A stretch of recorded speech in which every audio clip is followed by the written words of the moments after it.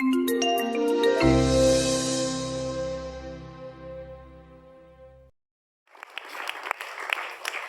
I have to say, I have a love-hate relationship with this book. And I've told Julian this. I mean, it is the juxtaposition of adrenaline rush and gut punches throughout the entire thing. And I think one of the major statements that stands out to me is everywhere she turned, she felt as if society were telling her she needed to be less of a success at work and to be more of a success at home. So in thinking about this book, can women really have it all? It's one of the themes of the book, and it's great to be here, by the way. Thank you for hosting us. Love doing Google Talks. Thank you for your interview questions. It is a big issue for women, whether you are here at Google or whether you are, across the globe, and that is the unequal pay, unequal work at home, the unpaid work at home. I believe in a quote by Ruth Bader Ginsburg who says, "You can't have it all at once." So that's what I would say, is that you can have it all at different times or parts of that, but it's a myth to say that you can have it all at once. And Sonja, I would love to hear your take on it. It's funny because I went through in the book, I went through a process where I had a child and breast cancer at the same time. And I really had to think, what was I doing, right? And I wanted to have a family and also wanted to have a career. And I did some soul searching and I said, well, what is it that defines who I am? And I came up with one little sentence, and it was basically investing in people and companies that matter, right? I didn't ever want to quit the venture industry because I think it's important for women especially, and even men too, is to always have a foot in somewhere, right? Never just leave your job and just do, I'm quitting, I'm just going to stay at home. I mean, you can do that, but have a foothold in something that keeps you relevant, that keeps you interesting. And so one of the things I did is I founded Broadway Angels, which is a group of women, all women, and we're all alpha girls, and you have to have measurable success to be a Broadway angel. And what we do is we share deals and due diligence. So it's half venture capitalists and half founding entrepreneurs. And many of them, are retired from their big job, but they are staying relevant by being a Broadway angel and seeing, what new technologies are happening or new things happening in consumers, with consumers. And so they maintain their relevancy, which keeps them relevant, which keeps them engaged, but they're also spending time with families and doing other things. And so I think women can have it all, but you have to really ask yourself, what does all mean to you, right? You can't have all, like society says, a full-time job and, being a perfect, housewife or whatever. But what does all mean to you? And I think if you can get to that answer, you can have it all. And that's how I've been living my life my whole life. Another quote that I really liked from the book said, "The best revolutionaries are not the people who hate the dictators, but those who empathize with the victims." And I do want to point out, Julian, you did such a great job focusing on statements like, men use philanthropy to advance themselves, but women use philanthropy to care for others. Or, and it's not about your network, or just your network, it's about building relationships. And so when we think about being a revolutionary in that regard, I'd love to know from either of you, or both of you actually, what advice would you give to women who want to do something revolutionary in their careers or in their lives? Well, it was very interesting to me to do this book, which is focused on women. There are great men in the book, and then there are men who didn't behave as well, but this is very much focused on women. And my prior books had focused on kind of these hard-charging men. And so I really noticed differences in how women succeed and become revolutionaries. And it's actually maybe will sound counterintuitive, but I think that there is something that I have kind of connected with, and it's a term called tempered radicals. And it's about how we can make incremental change that adds up to something really significant, i.e. revolutionary, where women often will, again, succeed. It's one small success at a time. And sometimes it means, playing, in the case of the story that I wrote, it's about playing by the rules that were defined by others in many cases. And those rules were very much defined by men. I write about this world of venture capital where 94% of all check writing VCs were men. The figure is similar today, a little bit improved. But to be a revolutionary, you have to learn you learn how to play the game, and at the same time you're advancing yourself and your career by doing all sorts of things that these women of the book did very successfully. You can also, I've learned, advance the causes that are important to you. And I think that is revolutionary. So I think we should look at revolutionaries or radicals not just as those who are the Rosa Parks, who with one defiant act will spark a movement, the civil rights movement, refusing to give up her seat on the bus. I think all of us can be revolutionaries with kind of incremental victories that add up to something really significant. And that's a big part of the story of this book. And Sonja's success and many of the other women who, again, played by the rules, achieved huge success, and did so with these small victories along the way. And now they can trailblaze. Now they can lift, they're lifting other women up. So I think it's a very accessible sort of way of thinking about being a revolutionary. So I think that quote is attributed to me. Well, there was method to my madness. Yeah. I literally lived through the hardest 8 months of my life, which is in the book, which is shocking that I even told Julian about it. But having a baby and having breast cancer at the same time is a really tough time, right? And I could have whined a lot about how hard it was for me at that time. But what it really did was it opened my eyes to how hard it is to be a woman at work with a family. And how few women there were that were working full-time jobs. There just weren't even a lot of examples of what do you do when your partner has, as a new child and breast cancer. And there just really weren't a lot of examples. So instead of complaining, which I'm not a complainer, and it's sincere, Julian, I always view obstacles as my allies. So instead of complaining and blaming somebody, which is so easy to do all the time, I decided I was going to change things. And I was going to bring awareness to the women in venture capital. And now we have Broadway Angels. But I was also going to help other women and girls to believe in themselves so that they can do something. And so that's why I started Project Glimmer. And it was all because I felt really awful for an 8-month period. And I was just determined not to let that experience define me. And I realized I couldn't even keep those feelings if I wanted to, even today, because nothing stays permanent. And change the world. And I have changed just a little bit. I don't have to change the entire world. And I think a lot of people think when they want to do something revolutionary, they have to change everything. You don't have to boil the ocean. You can do one thing at a time. And, with Project Glimmer, we started out giving 800 gifts during the holidays to the San Francisco Firefighters Toy Program. And since that time, we've now served, I think, over 1 million people. Women and girls. We have in-person mentorship programs. We do all this incredible stuff. But at the time when I started, I didn't plan to start a nonprofit that was going to change the lives of many, many, many women and girls. And so I would just encourage everyone in the room, if you see a problem, stop complaining about it and start doing something. And that's how we'll solve it. Let's follow up just a little bit on that. So we're talking about playing the game. When, I believe it's Teresa, is getting a divorce and has done incredible work lifting up fellow male partners as well as, other colleagues, she's forced to tell all of her clients in her book that she's getting a divorce. I mean, some of the most humiliating things. I mean, you babysat when you first got started. I know we've all done these things at some point, I've gone and gotten, someone's dry cleaning and someone's lunch. Even here at Google a few years ago, I was still doing some of those types of things. Have we changed the game even incrementally? Well, it's interesting. All jobs have challenges, every single one. And again, it's back to the complaining thing, right? And you have to look at your job in a strategic way. Like, how do you win, right?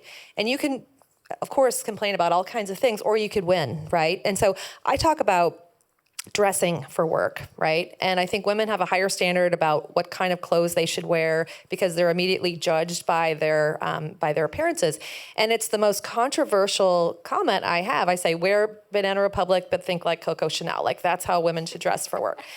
And that falls on deaf ears here at Google. You yeah, know that, I know. right? Well, Google's different. I mean, you guys are so cool. You can wear whatever you want. But, but for venture capitalists, women in finance, et cetera, you're with so few women, you have to change the way you dress. And it's a very controversial comment because a lot of people are saying, well, I'm not going to give up who I am by wearing, your formula for success because I am the kind of person I like to wear halter tops or whatever. But it's not about giving up who you are. It's about winning the game. It is a tactic to your strategy for winning. And so if you can change your tactics, that's not giving up who you are. But if that's the way the rules are, and that's how you win, you want to do that. And then once you do win, you can change the rules, right? But you can't change the rules from the bottom. And so I think things have changed remarkably for women. I think the Me Too movement really helped because all of a sudden, what was in darkness became light, and we're seeing it over and over and over and over and over again in every single industry. And I think behavior is just getting better, and women are also not the only one anymore. So if there's an issue, you can bring it up and it is addressed. And that never happened before the Me Too movement ever.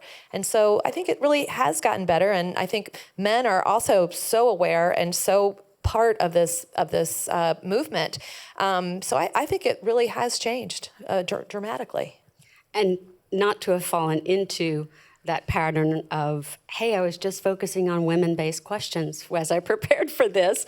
I want to tap into that a little bit. How can women and leaders like yourselves who are influencers and voices here, how can we bring men into the conversations that we want to have? I mean, you said something to the effect, I think, Julian, in the book that, gender inequality is every gender's responsibility and problem. It's not just one gender's problem.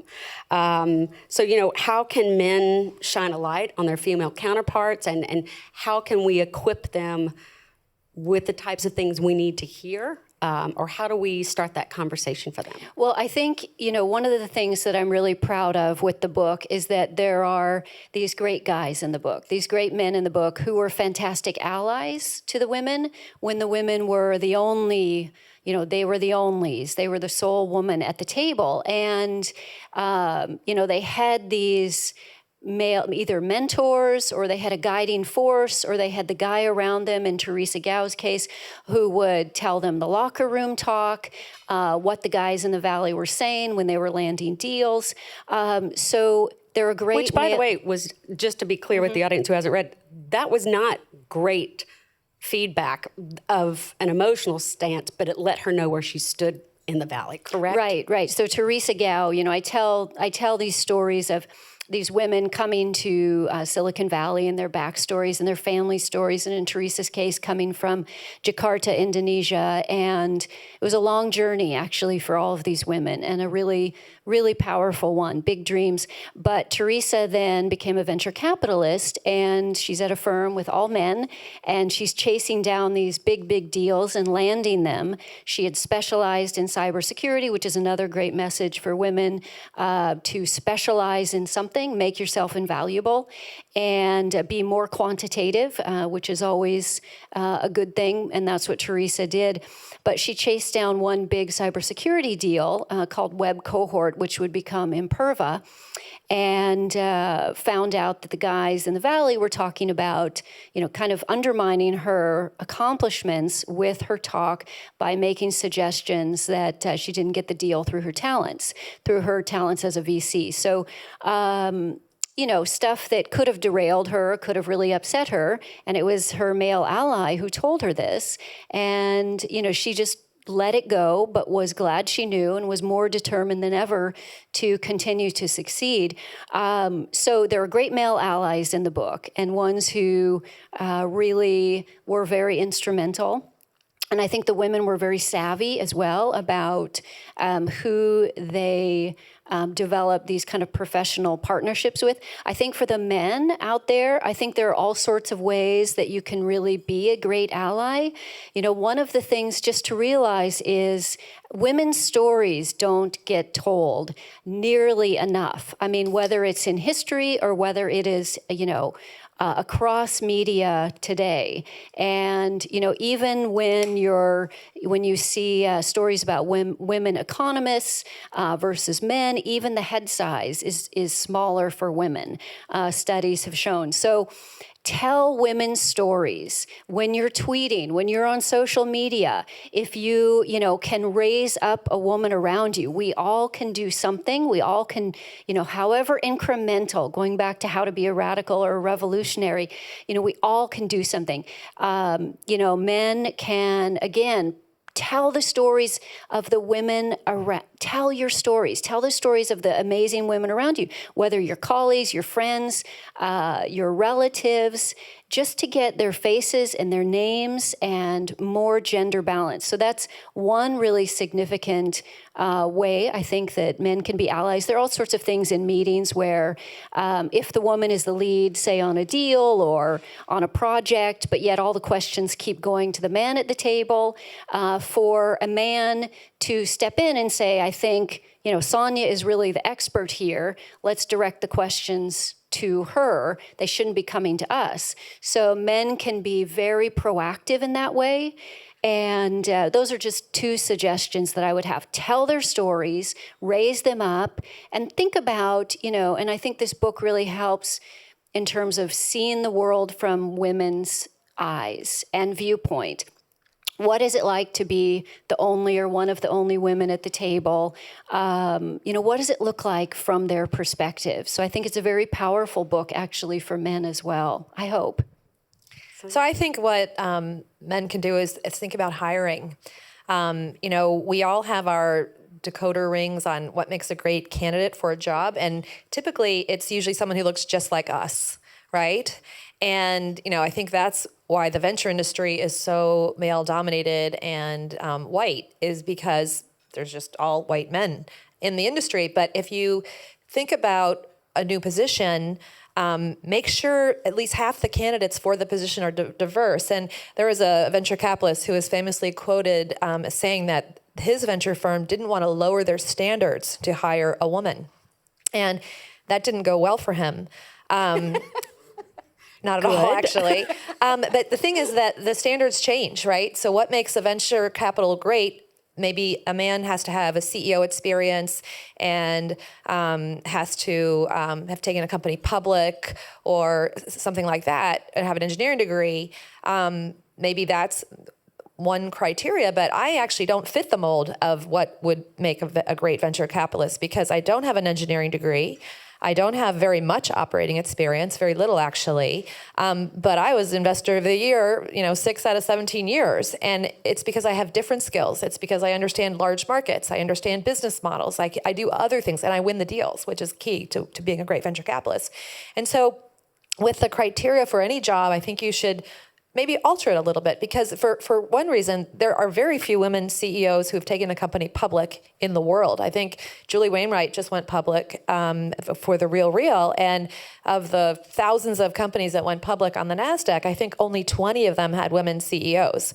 And so if that's your criteria for venture capital, the pool is much smaller, so that needs to change. And so I think hiring is really key, and changing the hiring criteria. And if I may add one thing, you had asked about whether we've made progress. And Sonja is very optimistic, and that is truly how she is, which is wonderful. But, as I got into this project, I began to see how pervasive these inequities really are and how they continue today. And I got into this very much as a journalist, and I walked out still as a journalist, but very much feeling like an activist, because you look at the numbers and you look at the underrepresentation across industries. Between only 5 and 20% of the top management ranks, really across industries, are held by women. So I see this as a really critical point in in time, a critical moment, kind of a call to action to affect change. And yes, there are these pockets of great promise. What you see Sonja doing, what you see Teresa Gao, and some women really across the country who are spearheading this to affect change, to bring more extraordinary women into these positions of power. But there are also these numbers which are pretty dire, pretty abysmal. But I do want to give a plug to my partners. My partners were pretty great. They did take a chance on me, and they hired me at a very young age, without the proper criteria. And even when I was going through the hard times, they kept my job, and they paid 100% of my salary and health insurance. So those things were amazing. And so I want to make sure that I give them a plug for that. For sure. And perhaps, and it's worth, I remember thinking this, I'm like, well, would they have called, because I did call out, okay, they didn't call Sonja during her battle with cancer when she was away from the office. Would they have done that for a male colleague? Probably not. So they, if nothing else, they treated you as they would have treated their male colleagues. And isn't that what we're really asking for, at least to start with? Right.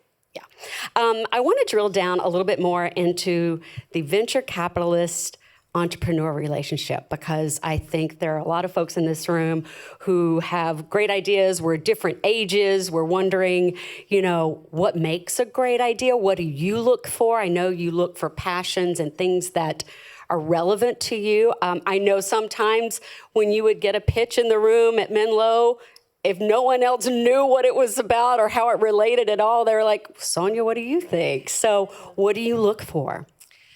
Well, first thing I look for is a large market, because if you don't have a market, your company will always lose. You don't have to have the best CEO or the best founder, or even your technology doesn't always have to work perfectly in the beginning, because those things you can fix, but you can't fix a market. So I lead with market all the time. Also, I think the entrepreneur has to have some specialized knowledge about the problems that those markets have, some kind of unique insight that they have that other people may not, that will provide a great foundation for what kind of company they want to start. And then, you have to have the ability to build a great team, like an idea that's strong enough that you could hire really great people. And as we all know how hard it is to hire people. And then finally, you have to have a great business model. And it's kind of funny with the rise of consumers, that kind of has gone out the door. And if someone says, what's your hobby? My hobby is business models. I love business models. Even Project Glimmer has a great business model. Like, we give away 90% gross margin things that are last season, right? It's not like we're giving away milk, right? And so you want to have a really great business model. And so those are the things that you do, and just really have a passion. So I was at Harvard Business School a couple of years ago, and they have the Idea Lab there. And there was an ad that people post. It was kind of ironic. It was paper, but on the bulletin board, it said, engineer looking for a great idea. That's the worst way to start. The worst, like absolute worst. It's got to be the great idea looking for, engineers, because you can't just, you have to have the passion for starting a business that's really in your heart, because starting a business is really hard. And if you don't wake up every morning excited about what problem you're solving, you're probably not going to get out of bed. So you need to be very, very passionate, because it's really, really hard being an entrepreneur. I want to talk a little bit more too, because I believe it's in your story where, as the venture capitalist who convinces her partners, or convinces partners, we're gonna invest in this, we're getting the funding, whatever round of funding it is, you actually work with that entrepreneur founder. Mm-hmm. And you asked him at the end of the conversation, when he was pitching or doing a conversation, it's like, how do you feel? Right. So that's the famous story, and it's so surprising that's probably brought up the most when my story in Alpha Girls. It's basically, I'm on the board of Acme Packet, which was a company that went public and was sold to Oracle for billions of dollars after they went public. And billions of dollars. Yeah, billions of dollars, right? And Andy Ori, I've backed him 3 times now. I'm on his board for 128 Technologies as well. And he's just the one who told the story, but any one of my CEOs could have told the story, where after the board meeting, you present the plan, and did you meet the plan? And of course, companies never meet the plan, ever, ever, ever, ever, ever, especially if they're private. So like missing the plan is really not always an indicator if the company's doing well or not. And they present the sales and whatever the other things that they present in board meetings are. And then you go home and that's supposedly the end of the board meeting until the next one. But I like to call the entrepreneurs the next day and I ask them how they're feeling. Because if they feel they have been beat up in the board meeting, they're going to tell me. They're going to be like, well, it was really rough last night. I was like barely asleep because, I was so worried. If they're like, oh no, I feel better than ever because I know that pipeline is so strong and, we're going to do great. So then I really find out how the company is doing. You really don't find out how the company is doing during the board meeting. You find out the day after. And I'm almost afraid that now everybody else knows my secret, right? It was my competitive advantage. Now the world knows. But if you ask someone how they're feeling the next day, they're going to tell you. And you're going to get some real insights in how business is doing. Because business is not just about the numbers. It's about so many other things that are non-measured. But I think just to your point, and it was a throwaway, I've backed him 3 times now. I mean, it's about building that relationship. It's about trust. It's not just about who you know and the numbers. Right. So with the Perkins Fund, 1/3 of the entrepreneurs that I have backed, are prior entrepreneurs that I've backed before. So I actually view that as my report card. And I think when you're talking to venture capitalists, you should ask them that number. How many entrepreneurs do you have that you've backed in the past? Because a lot of VCs have 0, right? And you really want someone that's on your team. And, I don't look at it as an us versus them. I look at it as a we, because we are going to do this together. And I provide the capital and they provide the hard work, sweat, and tears. I mean, I provide not very much compared to what entrepreneurs provide. But if we are having a problem, we're going to work on it together. And if you start pointing fingers and blaming, you might as well just write the whole company off. So it's a we thing. It's not an us versus them thing. And I think that's very unique to women, right? Very unique. I totally agree. And I want to talk a little bit now about that pipeline for up-and-coming venture capitalists and entrepreneurs. We obviously don't have enough women in that realm, and even Melinda Gates says we've got to get them into technology before we can get them to the table, and as an entrepreneur, then on the venture capitalist side as well. How do we do that? I think part of that inspiration is you are working together. That's more of this younger generation of being collaborative and leaning on each other. And also women of color, just that diversity level. Well, I always say you can't be what you can't see, which is why I'm so grateful for Julian for writing this book, because her question was, where are the women, when she was researching what topic she was going to write her next book on. And there really were no women in the press. There's no women. People didn't think there were any women. And of the few women that were in the industry, were like, we're here. And hopefully the reason why I was so open to talking to Julian about this book, and it's very private. This is my private life that the whole world's reading about, right? But the reason why I was so open to doing that is because I wanted to inspire women and girls to get into technology and to become venture capitalists, because the world needs more women in venture. I mean, there are so many examples of technologies that have been funded that are not good for society, and women don't do that. I mean, I invest in people and companies that matter in general, and I would never invest in a game company designed to addict children. Like, why would you do that, right? And so that's why I'm very, very, very strong about this point, is that we just need to have venture capitalists that are investing not only for financial gain, but for societal gain. And that just needs to be out there, especially with global warming, with all kinds of issues that our society is facing. And we know now that tech and venture capital is the beginning of foundations of society. And that needs to change. Julian, I know your perspective is slightly different, but you are from a journalistic background. You've come from the heart of Silicon Valley. I'd love to hear your thoughts on how would you inspire young women, or really any age, whether we're mid-career, what have you, to go into this, inspiration for venture capitalism and entrepreneurship. Well, I think the stories in the book are inspiration. Even though the women were broad-sided at times, they love this industry. They love tech. They love venture capital. They love entrepreneurs who are eternal optimists.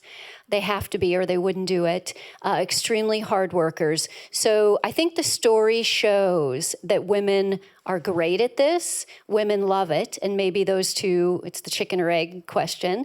Women are good at it because they love it. Despite the challenges, they are still in it. I think that one big thing, and this is an interesting subject that came up in the book, is money and women and the issue of money, which is also fraught for women. It's much more complicated for women than it is for men. So I think that's a really interesting, important point to discuss, that it's great for women, especially at a younger age, to make, well, at any age, to make a lot of money, because with money is power, and we need to get more money into the hands of more women. So I think that that's actually a really positive thing and a game changer, potentially, because of the influence that it wields. So I would say, I hope that the stories of the book, as they're adapted also for the screen, that inspires people and makes you think, oh, well, look at Sonja Perkins. She, helped, her investments really made the internet safer and faster. Look at Teresa Gao, the deals that she landed. Magdalena Yeşil came from Istanbul, Turkey with nothing, with $43, became an electrical engineer, helped build a little company called Salesforce.com. MJ Elmore drove west in her old Ford Pinto and lands a job at a company called Intel and goes on to become one of the first women in history to make partner at a venture capital firm. All of these women are in the game today. And so I think they are these phenomenal stories and role models, and, with the failures and the successes. This is not just, an upward trajectory all the way. So I hope it's that. And then I hope also just, this issue around money should be one that should not be as complicated for women as it is. It's okay to admit we enjoy it. Yes, exactly. We don't even do that. And that falls into one of my favorite statements from the book that also still makes me hyperventilate, which is you don't have to obey the rules. I'd love to open it up for questions in the audience. Do we have some? If there's anyone. Well, I'm going to keep asking some questions, but the first person who is inspired, either raise your hand and I'll toss out the cube, or feel free to walk up. I'd love to know, Julian, where do you think the next industry or area for women and disruption is? Where do you think we need to look next? Well, I actually think it's across industries, as I said, where I think it's, I recently spoke to a group of women architects, women builders, where they're trying to bring in more women and kind of rally the troops of women who are there. I think that disruption, one area or one actually way to disrupt is to form women's networks. And I see that happening across industries more and more, whether it's in, at law firms, whether it's in women home builders. And a part of this story really is about how these women, they started out as the only, but now they're at this place where they've created, as Sonja has said, these really powerful women's networks. And men are an important, very important part of that network as well. But I think there's power for disruption when women get together. Sonja. I think it's in politics. Our government is basically white male, and even though we had more women in Congress than ever, it's still a very small number compared to our population. And so, I just would ask people to support women candidates, even the ones for the debate stage, even if you're not going to vote for them for president, but just to have more diverse voices heard in politics. And so many decisions are being made about our health, about our lives, by people who have no idea who we are. Yes, question. Cool. Hello. Testing. All right. So my name is LJ Irwin. I lead the West Coast program for Google Cloud for Startups. And I notice often that whether it's women or other underrepresented minorities, often it feels like whether you're in tech or in venture capital or in law, that you're like the only one.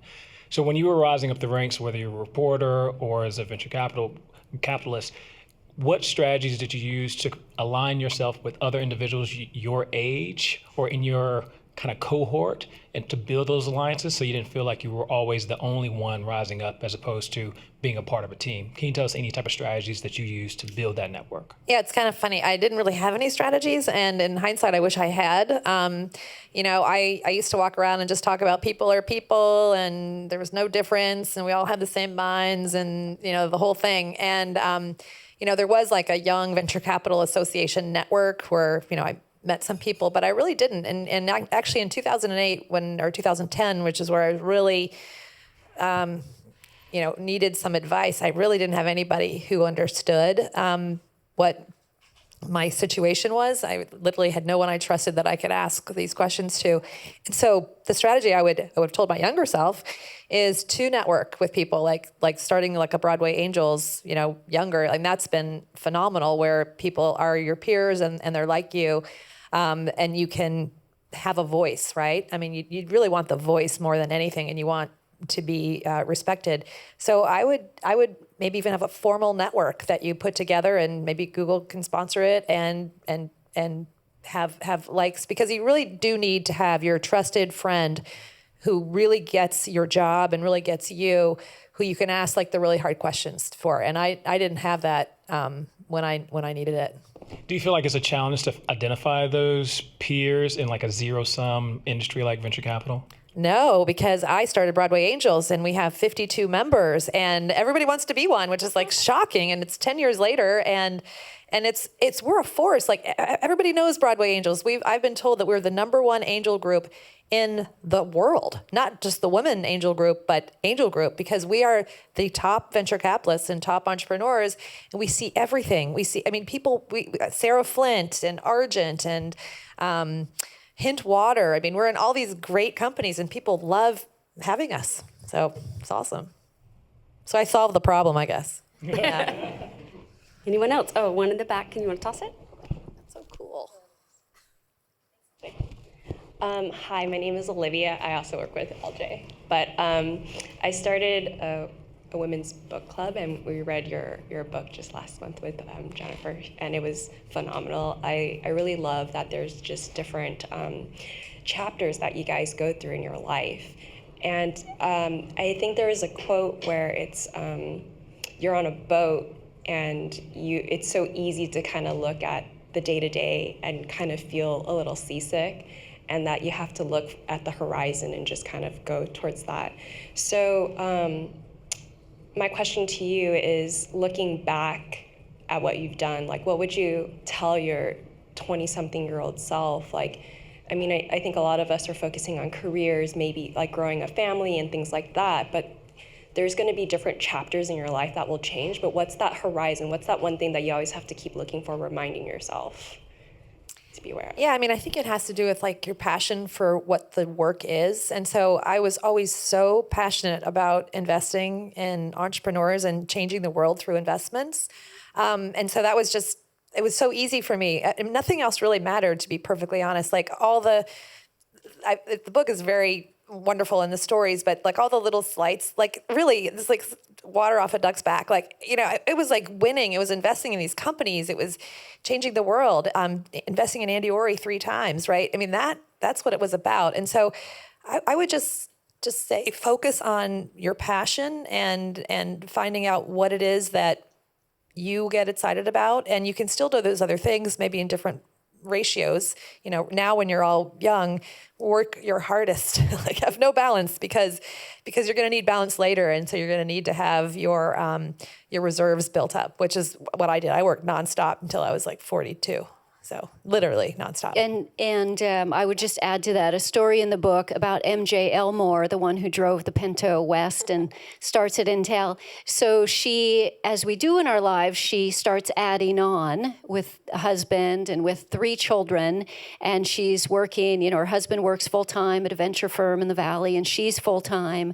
And she makes the mistake of being really the one at home who does the lion's share of the work. She's the go-to parent for the kids, and she's taking care of aging parents. And when the marriage starts to falter, she's the one who decides to step back, and no one says, well, why doesn't your partner do that? Or the question never comes up. So today, MJ says, I mean, keep your foot in the door, but she doesn't blame her now ex-husband, who's a great guy. She doesn't blame him. She almost blames herself, because she says that her overachieving, doing everything, thinking she could, it was easier to do it herself than to ask for help.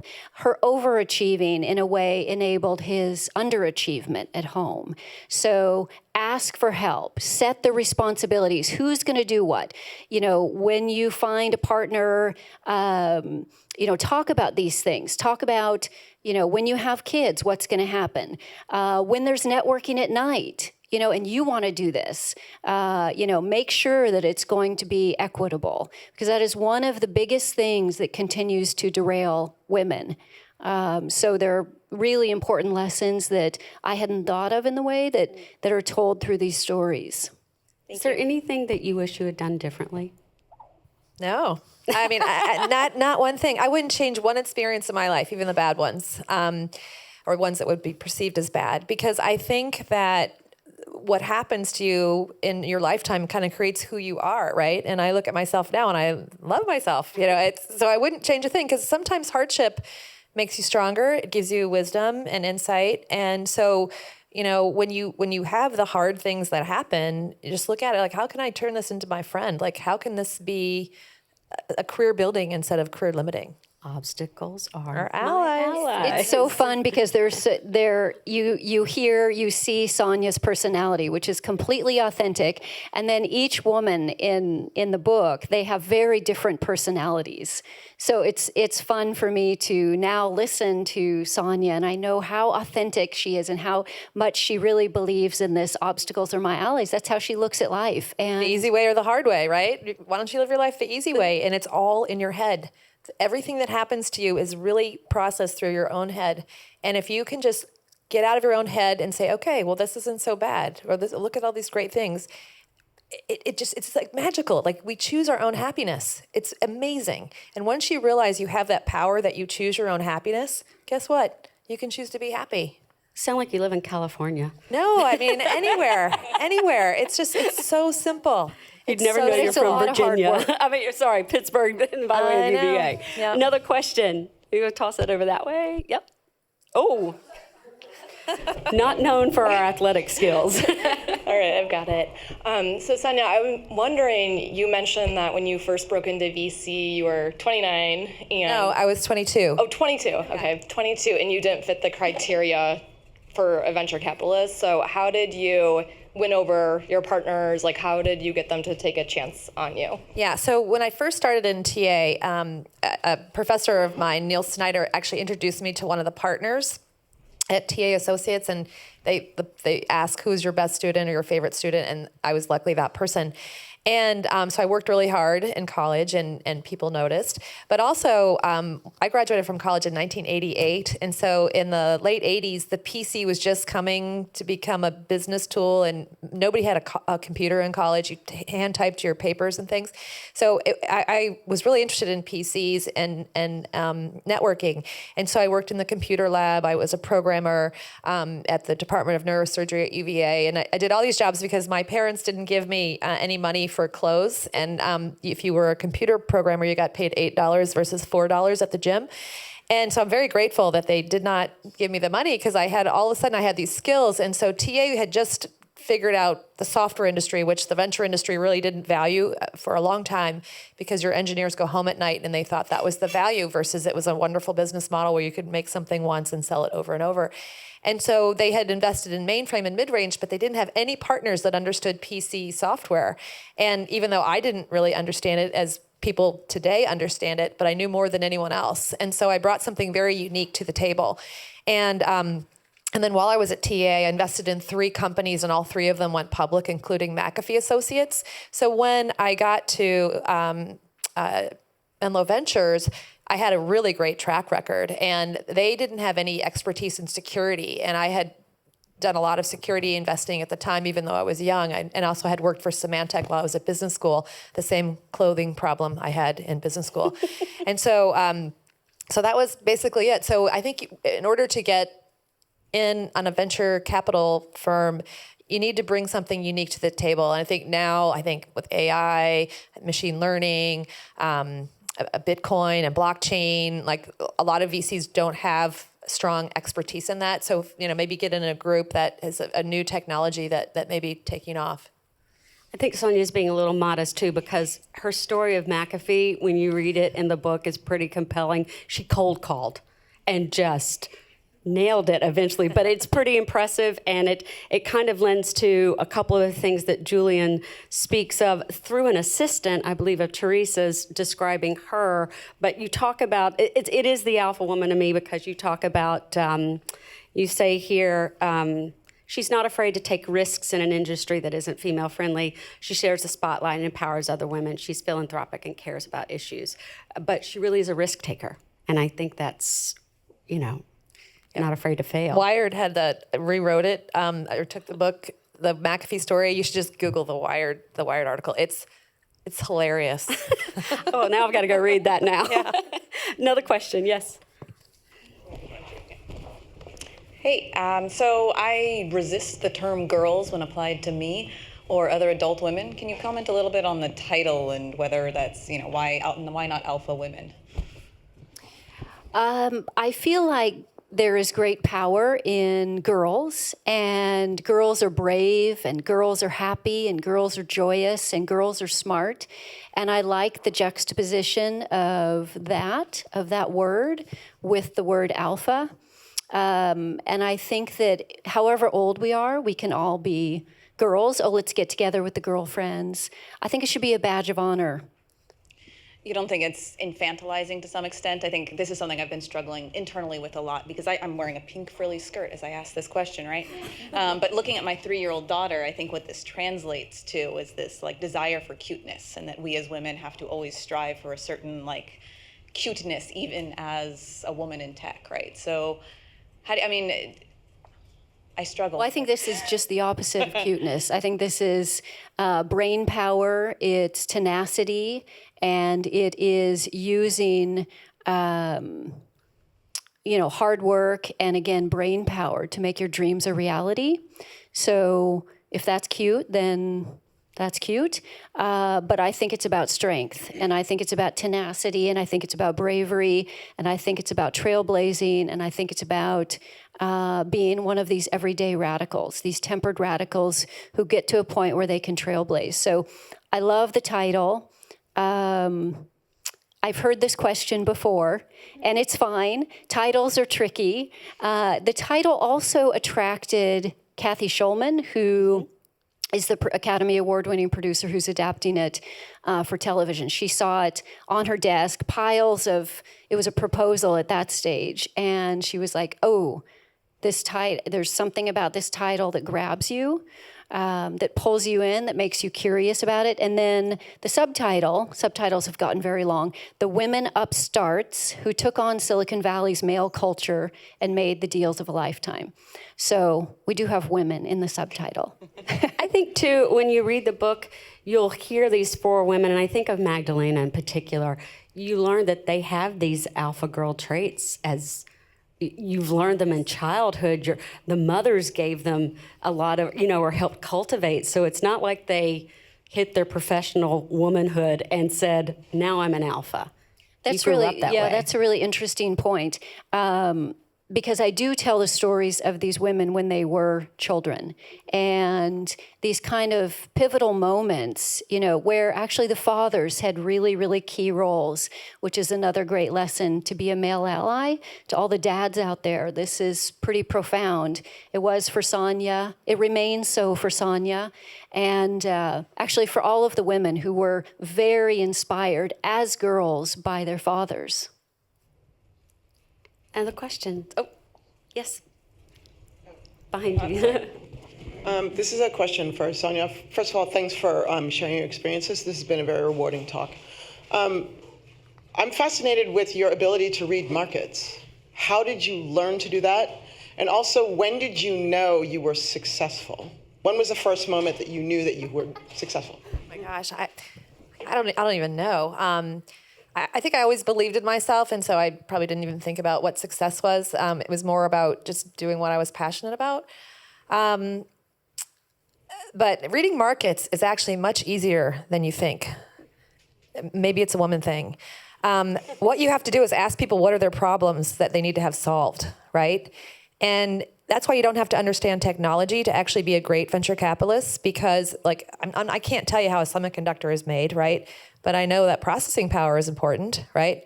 And so, one example was this company called F5, right?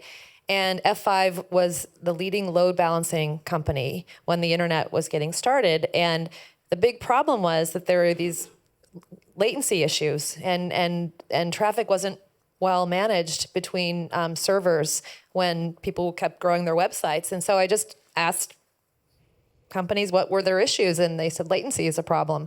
I'm like, I wonder what companies are solving that. And Cisco is solving it in a very poor fashion. And then this little company called F5, which, Jeff Husey, who's the founder of that company, he was out fundraising, and he wasn't a typical CEO. He was actually a Wall Street banker before that, and super smart, but maybe not as polished as other CEOs might look when they're fundraising.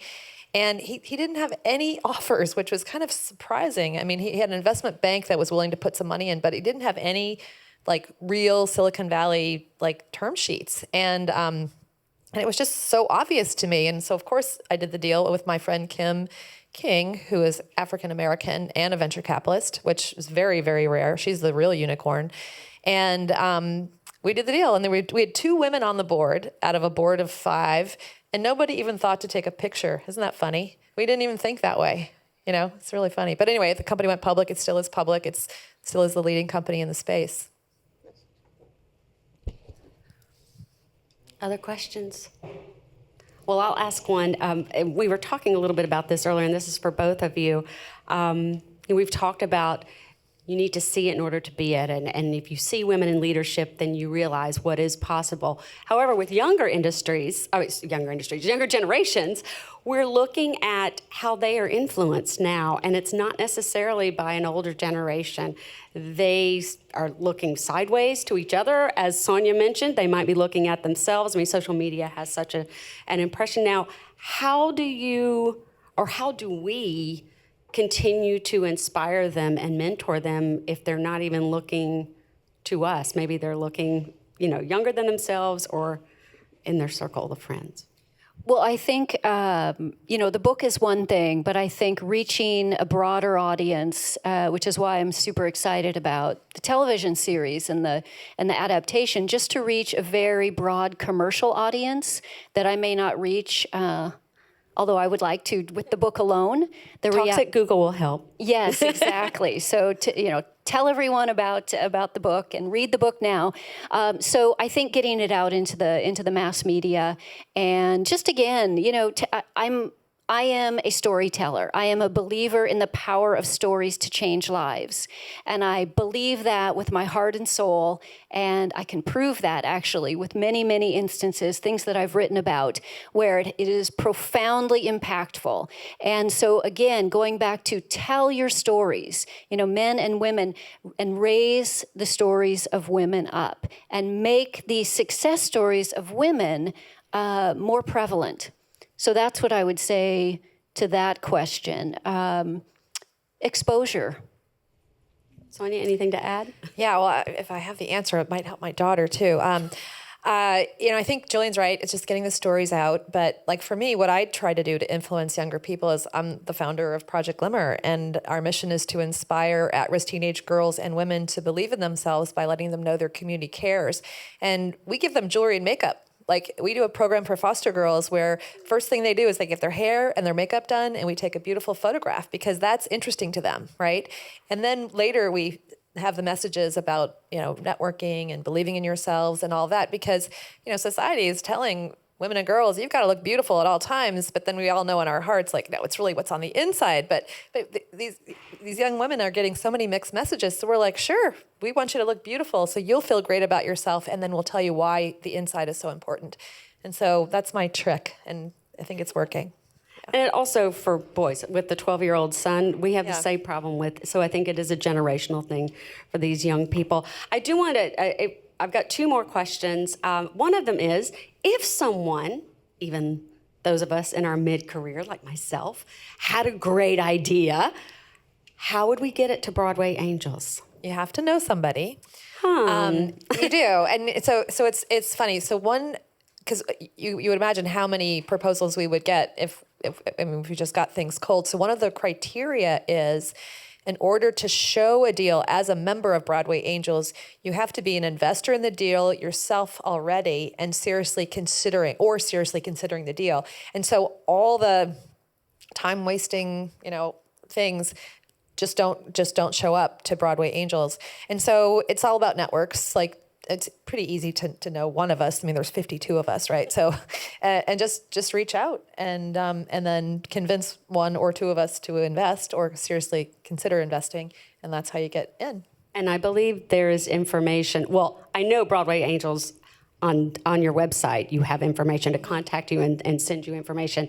And of course, Julian's got her contact information in the author's note at the end of the book as well. So for stories there that are compelling. The final question I'd love to ask both of you is, who, as a woman, of influence today, should we be looking to for inspiration, encouraging others to look to? I think it's more accessible. Again, I think we should not be looking to someone, that we don't know. I think we should be applauding those who are in our midst. Our moms, our grandparents, our sisters, our female colleagues, the women who I write about, I think, as I said, are extraordinary real-life role models. But really look for those in your life, in your own career, who have made a difference. So that's where I find it, again, going back to being accessible, being real, lifting other women up, and finding inspiration with those who are right around you. I agree. I think the media and movie stars and pop culture, they get way too much influence for what they bring to society. So just people that that are doing cool things. I agree with Julian. And there are a lot of them there. Thank you so much, Julian Guthrie, Sonja Perkins, for being with us today. Please check out Alpha Girls, and we look forward to having another talk at Google soon.